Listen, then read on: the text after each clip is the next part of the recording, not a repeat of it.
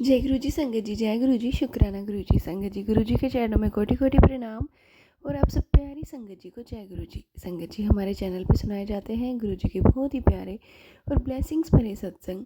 जो संगत हमारे साथ शेयर करती है वही सत्संग आप लोगों तक पहुंचाए जाते हैं। संगत जी कहते हैं गुरु जी महाराज जी की नज़र जिस पर पड़ जाती है उसकी पूरी ज़िंदगी बदल जाती है। गुरु जी बिना कुछ कहे कुछ मांगे अपनी संगत के हर कदम साथ चलते हैं, हर पल अपनी प्रेजेंस फील करवाते हैं, हर समय अपना आशीर्वाद देते हैं। संगत जी गुरु जी की इच्छा और उनकी कृपा से ही हमें सब कुछ मिलता है। संगत जी आज का सत्संग बहुत ही अद्भुत है, बहुत ही प्यारा सत्संग है। एक बहुत अनमोल जर्नी गुरु जी महाराज जी के एक बच्चे ने हमारे साथ शेयर की है। संगत जी अगर आप भी अपने सत्संग शेयर करना चाहते हैं तो हमारे साथ अपने सत्संग शेयर कर सकते हैं। तो चलिए संगत जी सत्संग को स्टार्ट करते हैं। आंटी जी कहते हैं जय गुरु जी, शुक्राना गुरु जी, अनंतम अनंतम शुक्राना गुरु जी महाराज। संगत जी सबसे पहले तो मैं गुरु जी महाराज जी का कितना भी शुक्राना करूं यह शब्दों में बताना संभव ही नहीं है। गुरु जी ने हर मोड़ पर, हर परिस्थिति में, हर सांस में मेरा साथ दिया है। जब जब मैं गिरा उन्होंने मुझे संभाल लिया, जब जब मैं अकेले महसूस किया उन्होंने अपनी प्रेजेंस मुझे फील करवाई। आज भी मैं आपके साथ अपनी जर्नी साझा करने के लिए बैठी हूँ तो उन्हीं की कृपा है, वरना संगत जी मेरी औकात ही क्या है। जो भी मैं कुछ बोलूँगी, जो भी भाव आपके सामने आएंगे, सब कुछ गुरुजी ही फील करवाएंगे। संगत जी मैं अपनी जर्नी बताने जा रही हूँ। मैं आपको अपने बचपन की कुछ बातें बताना चाहती हूँ, वह बातें जिन्होंने मेरे मन में भगवान भक्ति और आस्था का बीज सबसे पहले बोया था। बचपन में मैं एक सीरियल आता था ओम नमः शिवाय। उस समय मैं बहुत छोटी थी, लेकिन संगत जी जितना छोटी थी उतनी ही जल्दी चीज़ें दिल पर छाप छोड़ देती थी। इस सीरियल में मैंने देखा कि महाप्रतापी रावण कैसे एक झरने के नीचे बैठकर एकाग्रता के साथ भोलेनाथ जी की तपस्या कर रहा है। उनकी तपस्या से प्रसन्न होकर भगवान शिव ने उन्हें दर्शन दिए।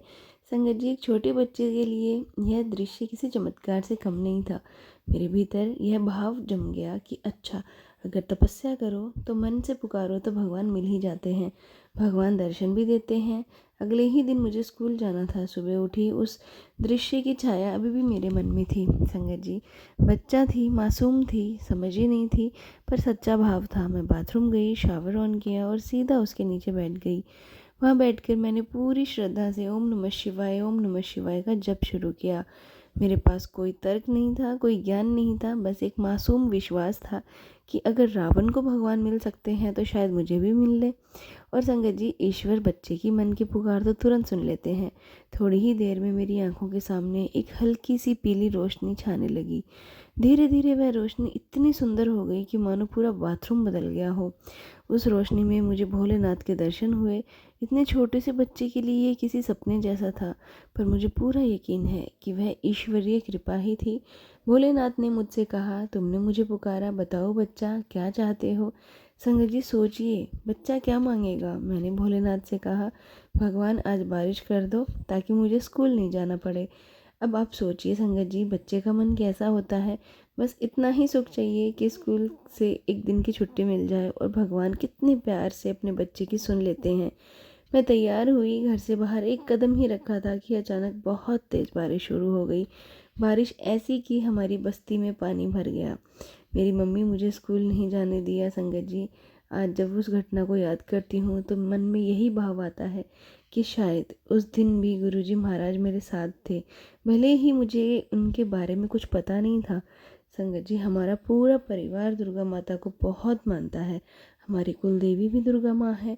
बचपन से ही घर में पूजा, भजन, आरती, माँ की महिमा की बातें सुनते सुनते मेरे मन में भी माता के लिए गहरा प्रेम और झुकाव बन गया। कई बार माता रानी ने सपने में आकर दर्शन भी दिए।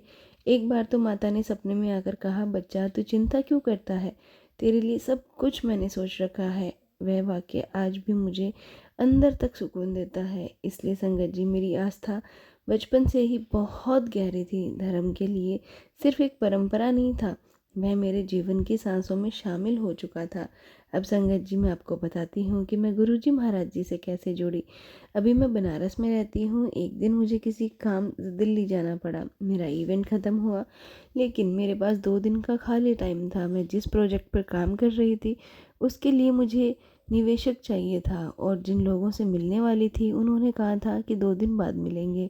अब मैं सोचने लगी 2 दिन तक मैं दिल्ली में क्या करूँगी। फिर मन में आया कि चलो मथुरा वृंदावन हो आती हूँ। मैं प्रेमानंद जी महाराज जी को बहुत मानती हूँ, उनके प्रवचन भी सुनती हूँ। तो मन और भी खींचा चला गया। वृंदावन पहुँची तो सबसे पहले माता दुर्गा के दर्शन किए। मंदिर से निकल ही रही थी कि अचानक प्रेमानंद जी महाराज जी के भी दर्शन हो गए। दिल भीतर तक खुश हो गया। उसके बाद मेहंदीवन पहुँचे, राधा रानी के दर्शन किए, और फिर वहीं गोपाल भट्ट स्वामी जी की मूर्ति के सामने वही संत जिन्होंने राधा रानी को वहाँ स्थापित किया, मैं उनके सामने आंखें बंद करके खड़ी हो गई। दिल भर आया। पता नहीं क्यों उस पल में टूटकर प्रार्थना करने लगी। मैंने कहा कि महाराज जी मुझे एक ऐसा गुरु दे दीजिए जो मुझे वैसे भी एक्सेप्ट कर ले जैसी मैं हूँ, जो मेरे जीवन की सही दिशा दे सके।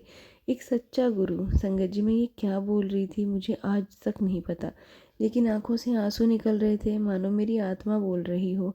और उसके बाद संगत जी मैं दिल्ली वापस आ गई। अब संगत जी मैं आपको अपनी जर्नी का वह हिस्सा बताती हूँ जहाँ से मेरे मन के भीतर गुरु जी के प्रति एक अनदेखा सा अनकहा सा खिंचाव शुरू हुआ। पर शुरुआत कैसे हुई थी संगत जी, यह सुनकर आपको भी आश्चर्य होगा। हमारे यहाँ बनारस यूनिवर्सिटी में एक असिस्टेंट ऑफिसर हैं संगत जी। वह अपने व्हाट्सएप की डीपी में अक्सर गुरुजी महाराज जी का स्वरूप लगाती थी। उस समय मेरी समझ में मेरा नज़रिया, मेरी सोच अलग थी। जब भी मैं उनका व्हाट्सएप खोलती और डीपी में गुरुजी महाराज जी का स्वरूप देखती तो सच में बहुत गुस्सा आता था। मैं सोचती थी कैसी पढ़ी लिखी और फिर भी कितनी अंधविश्वासी इंसान है।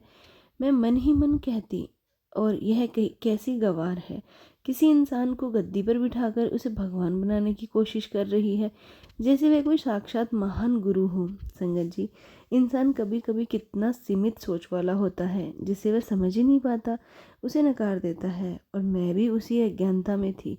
धीरे धीरे मुझे गुरुजी के बहुत से मैसेजेस मिलने लगे। कभी कभी वीडियो, कभी कोई सत्संग, कभी कभी कोई अनुभव, कभी किसी का चमत्कार। मैंने कई सत्संग सुने। कुछ सुनकर हैरानी भी हुई, कुछ सुनकर लगा कि क्या वाकई में ऐसा हो सकता है। कुछ सत्संग इतने गहरे थे कि मन को कहीं ना कहीं छू लेते थे संगत जी। पर मेरा विश्वास, वही पुराना दिमाग कहता था कि शायद ये सब ड्रामा है, शायद लोग बढ़ा चढ़ा कर बताते हैं। लेकिन संगत जी दिल पर कोई तर्क नहीं चलता। इसी दिल में धीरे धीरे एक छोटी सी लो जलने लगी संगत जी। जब मैं मथुरा वृंदावन से वापस दिल्ली आई तो रास्ते में अचानक मेरे मन में एक भाव आया। मैंने इतने सत्संग सुने, इतने अनुभव सुने, इतने लोग गुरुजी को मानते हैं और अक्सर उन सत्संग में दिल्ली का जिक्र भी सुना है, तो क्यों ना मैं भी गुरुजी के सत्संग में जाऊं, क्यों ना जाकर देखूं कि आखिर बात क्या है। संगत जी कभी कभी अचानक उतरते हैं वही भाव हमें सही दिशा में ले जाते हैं। मैंने गूगल पर गुरुजी का सत्संग दिल्ली सर्च किया। वह सर्च रिजल्ट में एक फेसबुक पेज खुला जिसमें एक नंबर लिखा हुआ था। मैंने उस नंबर पर कॉल किया, फ़ोन उठाया और उधर से एक आवाज़ आई, जय गुरुजी। पहली बार मैंने किसी अनजान से यह शब्द सुने। मैंने भी थोड़ी हिचकिचाहट करते हुए कहा, जय गुरुजी अंकल, मैं गुरुजी का सत्संग अटेंड करना चाहती हूँ, दर्शन करना चाहती हूँ। अंकल ने मुझे बड़े मंदिर का पता बताया। बोला, बेटा आज बुधवार है, आज दर्शन नहीं हो पाएंगे, किसी और दिन आना। अब संगत जी उसी रात मेरी ट्रेन थी, मैं वापस नहीं आ सकती थी।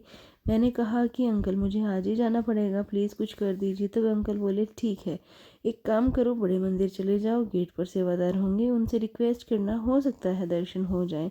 संगत जी मैं तुरंत बड़े मंदिर पहुंची। गेट पर 2 सेवादार अंकल खड़े थे। मैंने कहा, अंकल जी जय गुरु जी। उन्होंने भी कहा, जय गुरु जी। फिर मैंने कहा, अंकल जी मैं बनारस से आई हूँ, गुरु जी के दर्शन करना चाहती हूँ। अंकल शायद उस समय किसी वजह से गुस्से में थे।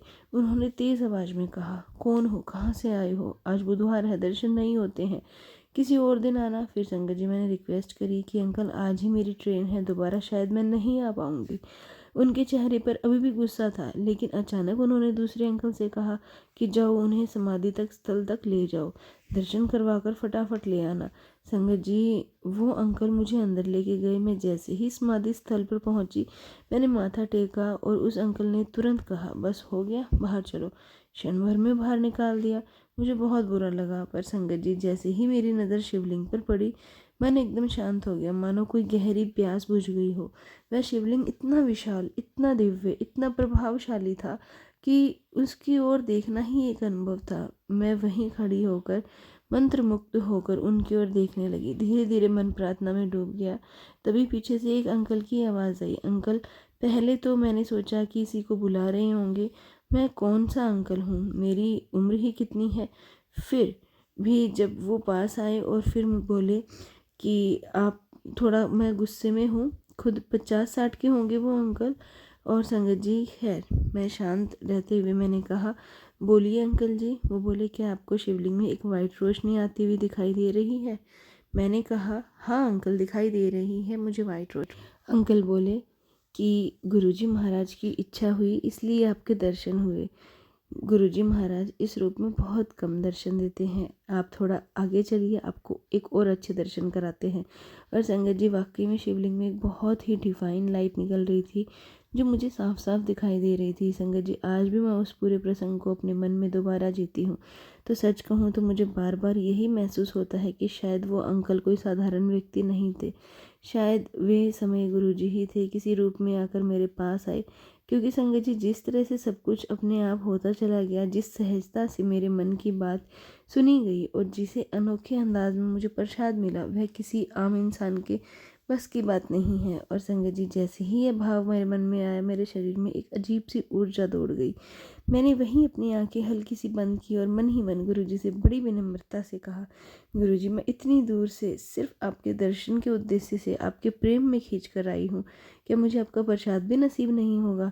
बस संगत जी यह प्रार्थना जैसे ही मेरे मन में निकली, वैसे ही क्षण में चमत्कार हुआ जिसने आज तक मेरे दिल को पकड़ रखा है। मेरे बिल्कुल पास एक कार खड़ी थी, उसके आसपास 4 अंकल खड़े थे, 4 सेवादार थे, सरदार थे दानों चारों। मैं उन्हें नहीं जानती थी, ना वो मुझे जानते थे। लेकिन संगत जी पता नहीं उनके मन में गुरुजी ने क्या भाव डाला कि अचानक मेरी ओर बढ़े। उनके चेहरे पर बड़ी सी प्यारी सौम्य मुस्कान थी, जिसे देखकर मुझे पहले ही लगा कि साधारण इंसान नहीं, गुरुजी के भेजे हुए दूत हैं।